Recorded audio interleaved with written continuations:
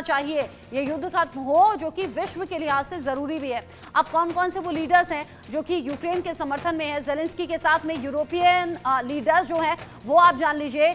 Olaf शॉल्ज हैं जो कि जर्मन चांसलर हैं, जर्मनी और यूरोप पर भरोसा कर सकता है यूक्रेन, उनका ये कहना है।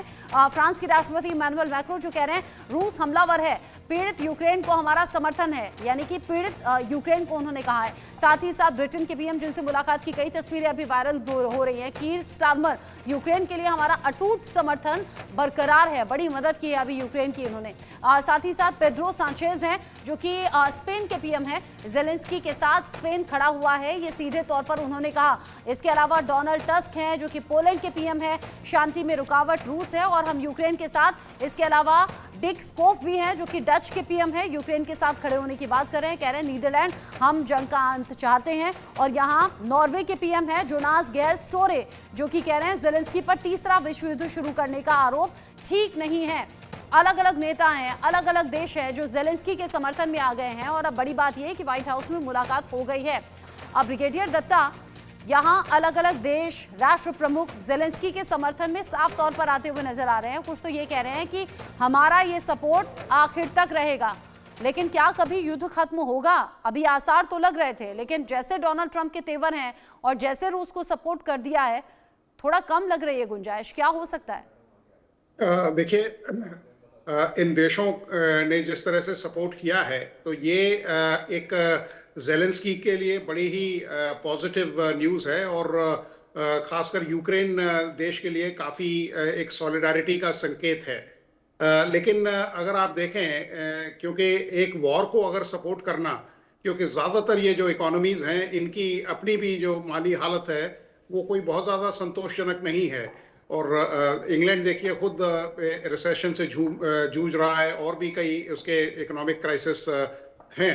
तो अगर ये उनको यूक्रेन को सपोर्ट करते हैं तो ये विश्व समुदाय के लिए अच्छी बात है और अमेरिका को भी झुकना पड़ेगा, क्योंकि अगर इन लोगों ने इनको सामरिक तौर पे, माली तौर पे सपोर्ट किया तो अमेरिका को यकीनन अपनी जो नीति है उसमें थोड़ी सी नरमी दिखानी पड़ेगी।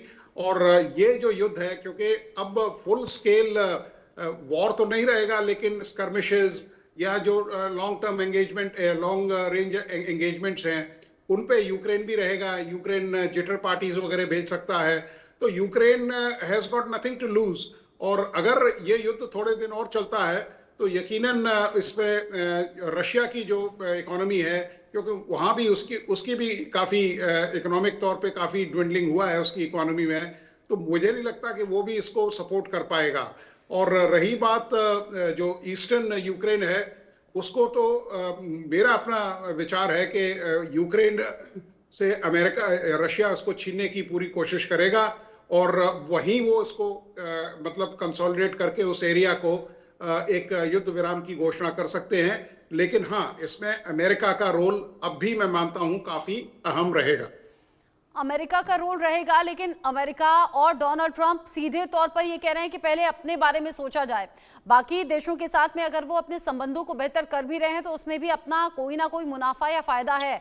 मनन द्विवेदी जी, अभी तक अमेरिका की तरफ से बड़ा सपोर्ट यूक्रेन और रूस के युद्ध में रहा है, जो कि व्हाइट हाउस की मुलाकात और बातचीत में भी दिखा, जिसमें डोनाल्ड ट्रंप ने कहा कि अगर यूक्रेन को उसकी हैसियत दिखाते हुए कि अगर अमेरिका ना होता तो ये युद्ध कब का हार जाते।